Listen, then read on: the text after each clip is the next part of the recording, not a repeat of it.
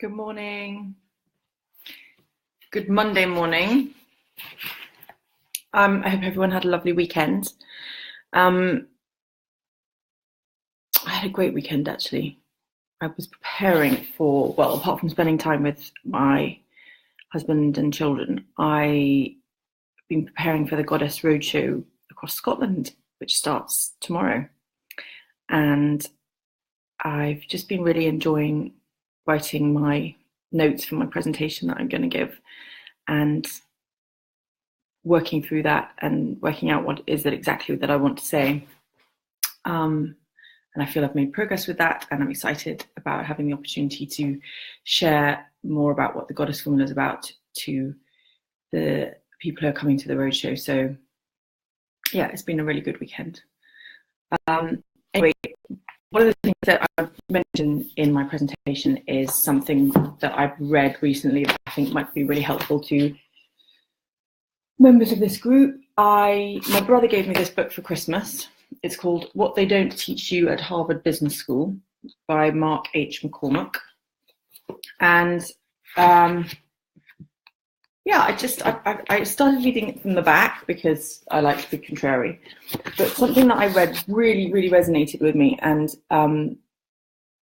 I just want to share it this morning. So Mark McCormack runs, I don't know, I think he might still be alive, a company called IMG, which is one of the largest sports management companies in the world. And it was certainly top of its game in the 1980s. So this is what he says. Before starting our company, I was a lawyer with a prestigious Cleveland firm, but I knew I didn't want to spend the rest of my life practicing corporate law. I loved negotiating contracts, not drafting them, and the security of the paycheck wasn't going to be enough to keep me at the firm. I was cautious and apprehensive, but I was more intimidated by the thought of wasting my time and energy building a career I wouldn't enjoy. I couldn't afford not to give this new venture a try. And he says, this, I believe, is at least part of the motivation of people who successfully start a new business. A feeling that if they never tried, they would always regret it. And I personally massively identify with that. It is what gives you the momentum to get out of the front door or get up at 6:30 in the morning or before, to cut the corporate umbilical cord, and what makes it possible to keep going even when everything else makes you feel like turning back. Starting a business is a financial and professional commitment, but even more, it is an emotional one. Anyway, the last line is what I feel is really important. I think it's actually really interesting that it's coming from a particularly masculine man's man in a man's industry, but that he identifies that the business journey is so much more than just a practical and financial one, that it is an emotional one, and that, I guess, is what I wanted to muse on this morning. You know, that the Goddess Formula is about supporting each other emotionally on that journey, as well as practically, because you do need the basic skills, you need the practical skills, you need to be able to read a P&L, profit and loss spreadsheet, you need to be able to work out how to use that spreadsheet, and you know what practical tools you need within your business. You need to be able to get your head around all that stuff. But more than anything, in my experience, the tough stuff is